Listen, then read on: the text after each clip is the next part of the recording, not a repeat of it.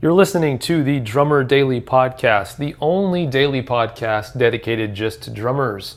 Go to my website at danielhadaway.com.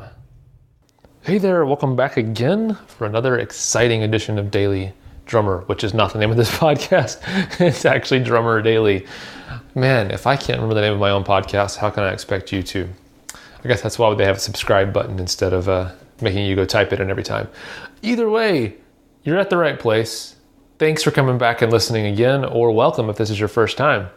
This is part 4 of a 5-part series all about the 5 steps, the 5 principles that I used for the first time years and years ago, but I still use with other drummers to this day to get drastically better, to become rock solid at playing drums with a click track. And like I said a second ago, this is part 4 of 5. So the great thing about these 5 steps is that there is no real order to them. They're just kind of 5 bullet points. So don't feel like you have to skip back to the beginning right away and listen to those first before listening to this one. You can start right here and then listen to the other ones later. So today we are talking about, I think, what might be the most the least direct as far as instructions go for how to follow this, and the most abstract. And that is this: we have to make sure that when we're trying to get efficient results playing drums quickly, so we want to get the biggest results, the most drastic results in the shortest amount of time, that we not only exercise our body, which is what a lot of drumming, a lot of times when you're practicing drums, or a lot of things we normally think of when we think of practicing drums, we think of practicing our body or exercising our body. We also have to exercise our minds. And what do I mean by that? Well, what I mean is anything, even pretty complex patterns on the drums, if you play them enough, they aren't challenging from a mental standpoint anymore. And so by repeating the same patterns over and over again, at first it can be a mental challenge, but if we don't continue to press into the parts that challenge not only our bodies and what we're capable of physically, but also mentally keeping track of what we're doing, we can lose that edge. And it's just like lifting weights or anything else. If you go and exercise and lift a certain amount of weight, it might be hard to begin with, but eventually, if you never increase the amount of weight that you're lifting, that will become easy eventually. And so the only way you can continue to grow is by continuing to stretch. And that definitely is true on the mental side of playing drums as well as the physical. So a couple of things that I do to actually, you're probably thinking, all right, that's a great idea, Daniel. What are some practical ways to do this?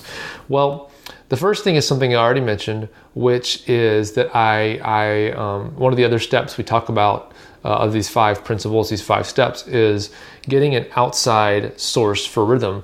Just by having someone else tell us what to play instead of us picking our own rhythms to play, that can stretch us. And what's interesting to me is that we all have our own habits, but I have found the most enjoyment recently in playing along with music. You might know I'm a big fan of playing along with music to practice drums.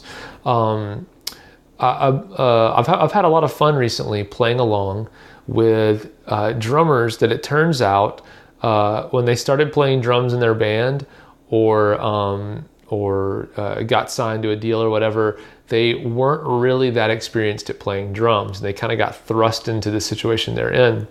And what I love about that is you end up with some really drummers who've been drumming for a long time kind of have the language that they speak.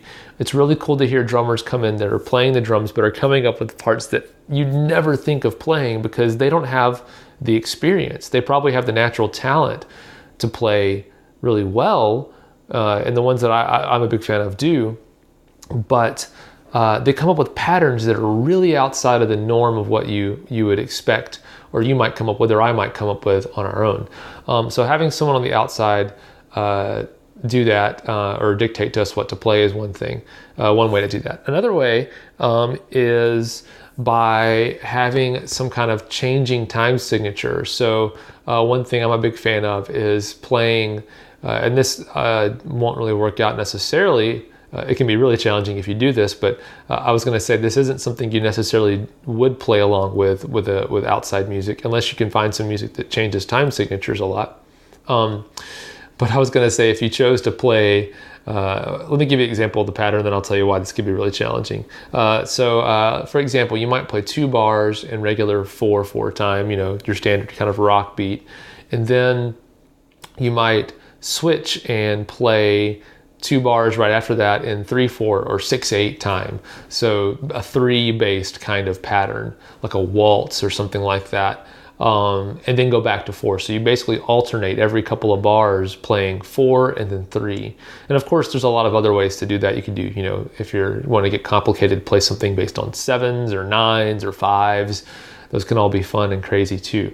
But I was going to say, can you imagine playing 2 bars of 4? Let's say you pick out some song from the radio that's in 4/4 time, and then you play along with it for 2 bars and 4, but then you switch up and play 2 bars of 3, 4, 6, 8, still in time with the music, but following a different time signature, and then come back to 4. That could really be a mental exercise. So maybe if you want a big challenge, go for that. That might be something to do. Either way, what I'm trying to get at is you have to exercise your mind as well as your body, especially when it comes to the topic we're talking about right now, which is getting drastically better at playing with a click track in just a couple of weeks. It's not, this might seem like a shortcut, but really it's just a different way of working. But it still is a way of working. You'll notice when I say the phrase, a different way of working, it is a different way, and it is a lot easier in some ways, but the word work is still in the sentence. So it still is work, and you still have to put the time in. It might be a short amount of time, but you still have to put the time in to do it. So exercise your mind as well as your body. That's my big tip for today. This is part 4. So in the next episode, which if you're listening to these live comes out on Monday, this is a Friday episode. The next episode that comes out on Monday, I'll kind of wrap it all up together. I'll have one final tip about how to kind of tie this all together, and it's not go do something crazy. It is a 5th step that you can follow to really make this happen.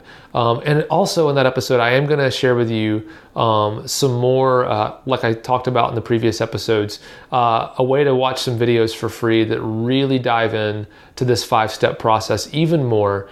And also will show you a way to kind of jumpstart this process in a way that you can have me help guide you through this whole process, and guaranteed to get you those results, get you rock solid with the click track in just a couple of weeks, just playing around 20-25 minutes a day. So I hope you tune into that episode. Until then, have a great day. I'm about to turn on my espresso machine and get some coffee. I might sound energetic, but I'm not feeling it. So I'm going to turn that machine on, but it makes a lot of noise. So I've been eagerly waiting to end this episode so that I can drink some coffee. So if you have a cup of coffee right now, take a sip for me, but I'm going to turn this machine on right now. I'll talk to you again next time on Drummer Daily. Bye.